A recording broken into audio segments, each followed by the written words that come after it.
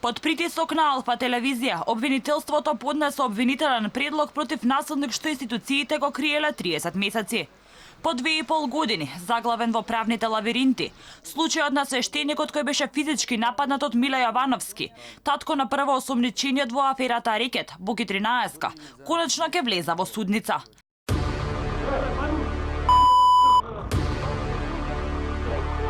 Иако предметот беше заглавен во фиоките на институциите, дали под нечии притисок или не, откако медиумите, односно Алфа телевизија, повторно ја актуализираше темата за нападот на свештеникот Виктор Стојчев, конечно се огласија од кривичниот суд. И според извори на Алфа, првото рочиште за случајот е закажано за 21 октомври оваа година.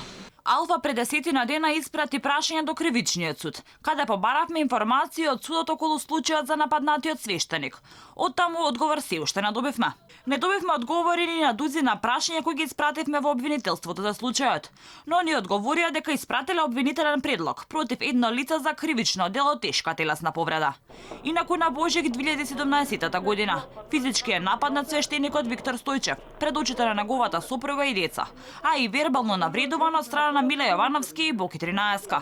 Кавгата настанала заради паркинг простор. За случувањето сведочи и видео снимка.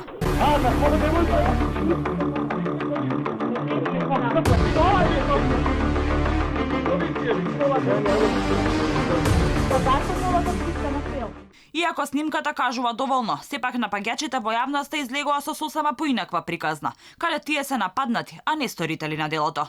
У тој момент, значи, моите беа излезени и татко ми се симна го праша, тука они се затурка, он го фукна татко ми со вратата, се сеќавам, татко ми падна. Татко ми само му рече истото да го повтори. Девојче, на кого тој девојче, бе, изви? На кого девојче ти? На свештеникот му е нанесена тешка телесна повреда, односно фрактура на ногата.